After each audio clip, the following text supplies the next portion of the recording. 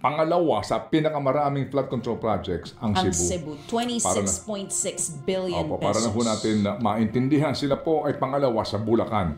Sa mga taga Bulacan, please please lang po, gising na rin po tayo. Correct. Huwag na po tayo magpaluko pa. Huwag na po tayo magpabola pa. Opo, klaro na po. Opo. Maaari kasing sabihin nga yung sinasabi din ni attorney, di ba? Prove it. Kailangan pang patunayan talagang hinhatid, tinanggap, at kung maaari nga, pumirma pa ng voucher. Di ba?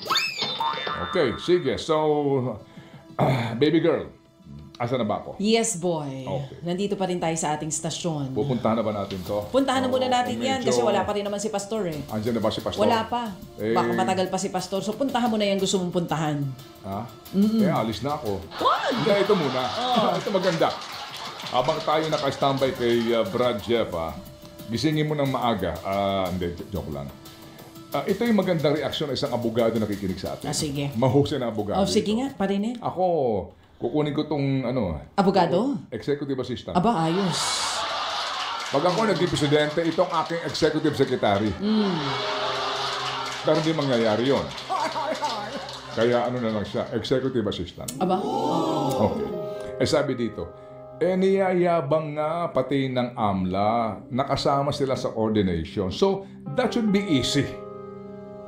Tama, kasi ikaw ang estado eh. Sino ba pinakamakapangyarihan? Sino bang mas maraming pera? Estado o si Zaldico? Yun na lang eh. Sino si mas Zaldico.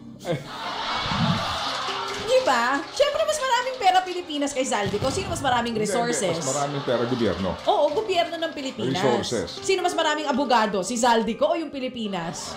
Estado.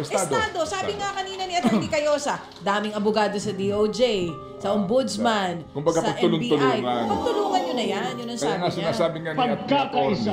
Okay, tumatanggi ka, no? SunWest. Di isama mo sa demanda yung SunWest. Good point. Kasi naman may basis, no? Ipitin mo sila. Substandard. Okay. May sinasabi daw po na binayaran.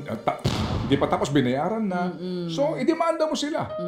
Yung mga yan, malamang mga napag-uutusan lang. So, papayag ba sila magpakulong? Di idemanda mo nang magsalita na yung mga yan. Kung gugustuhin ho ng Estado, kumbaga. Kung magiging ang kanila pong effort dito ay yung lagi nilang sinasabi na whole of government approach. Hindi ba? Ito maganda reaksyon. Sige. Bago tayo mag-short break at pakinggan po si Bradjet ang ating pong pinaghandaang diskusyon. Total naman, di ba bukas nandito ka? Oo.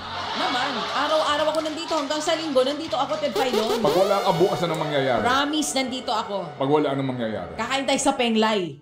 Kasi birthday na Erwin Ocaña eh. Oo, kakain tayo. Magsasabaw tayo dun. Lakas ng loob mo. Oo, nandito ako. Hanggang linggo ako dito. Ay, salamat Oo naman. Ganun nating kamahalang TV5. Okay, sige. Tuloy mo. Ano sabi ng abogado? Niyayabang nga nila pati ang AMLA kasama sa coordination. So that should be easy. That should be easy. Unless pakitang tao and token effort lang as expected. Kasi it is evident that Martin and Zaldi will not go down without bringing the house down. Ha?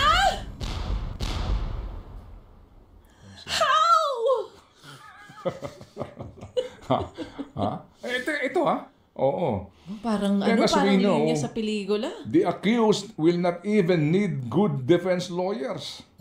If the cases being filed are originally meant only to create noise and achieve political objectives, pakitang tao lang ang lahat.